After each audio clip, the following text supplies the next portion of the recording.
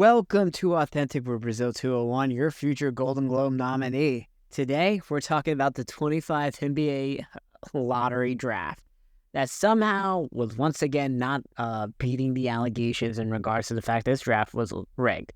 I wanted it rigged for San Antonio so that Cooper Flag would end up in San Antonio, and I'm not a Spurs fan. I just thought having Cooper Flag with Wemby would have been amazing.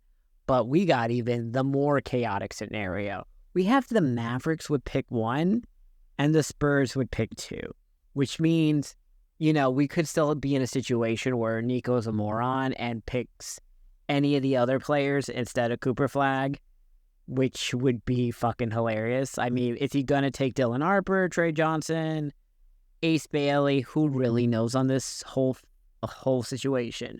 But San Antonio is the real winner here with having picked 2 because now they get to pick their destiny.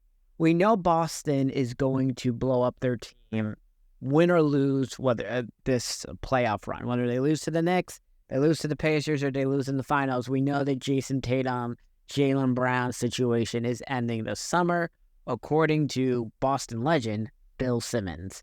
Which means San Antonio has choices to make because now that they have the draft capital by having pick 2, and pick 14, they can either choose, are they going to trade for Giannis, or are they going to trade for either Jaylen Brown or Jason Tatum?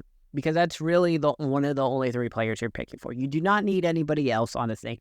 Get this nonsense with KD. KD is old now, okay? KD is now worth the 4 first-rounders when he was traded to Phoenix 3 years ago, which I can't believe that mid-season KD trade was actually 3 seasons ago when we're like, yeah, the Suns can win, and then, wow, the Suns have been a disaster ever since. I know, KD's probably going to end up on the fucking Lakers or the Knicks, because if the Knicks lose to Boston, their whole thing is going to be like, we need a real second superstar scorer next to Jaylen Brown. Or if, Boston, whatever, or KD is on the Lakers and we can have the retirement party in Los Angeles. Now that San Antonio's in this situation, right, they have the choice. Do you want Tatum? Do you want Brown? Do you want Giannis? I'm a firm believer because of the way it is situation, right? You have 2 to 3 years before Wemby gets his super duper duper max, which is about to be like $500 million by the time he signs it, because the new NBA from the Peacock and the Amazon deal kicks in 2026 summer. And Wemby, I believe, is not eligible to sign the extension until 2027. And if I'm Wemby, I'm just waiting to sign the extension because your super duper max is just going to be higher every year, because you're going to keep getting Defensive Player of the Year accolades as long as that blood clot situation is checked out, which, from all indications, he's going to be fine come November for the NBA season. Which really sucks, though, that we're not getting Cooper Flag and Wemby together. But San Antonio is in the best position right now because they can control their destiny. They can either say, we want to roll with all young guys, and I don't know who they get. Do they want Ace Bailey? Do they want Dylan Harper? Do they want Trey Johnson? Or maybe, they flip Fox and their draft picks and take both Boston people. Or they could do a situation where they do flip Fox for Giannis and take Jaylen Brown or Jason Tatum. San Antonio has the most craziest situations to do right now.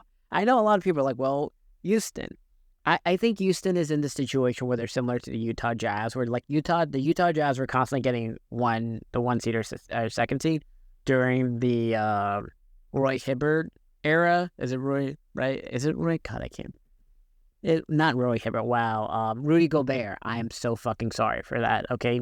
No disrespect to Rudy Gobert, our COVID king. But that Utah Jazz team that was constantly getting the 1st or 2nd seed with Rudy Gobert, they were never good in the playoffs. They were just good in the regular season. And I think that's where we are with the Houston Rockets. I don't think they're ever going to be a team people really fear in the playoffs. Unlike OKC, which, by the way, also has all the moves. They could flip people and try to get a superstar as well. But I don't know what their situation could be. Because right now, I don't know. LeBron, I think someone is going to go to the Lakers to team up with Luka. And somebody's going to go with the Spurs to team up with Wemby. That's where we are right now. And then the dominoes will fall after that. I'm a firm believer of the most chaotic trade where, because they have all the draft picks and maybe they trade DeAndre Fox, they flip them. Go Giannis, go Brown. That is my situation.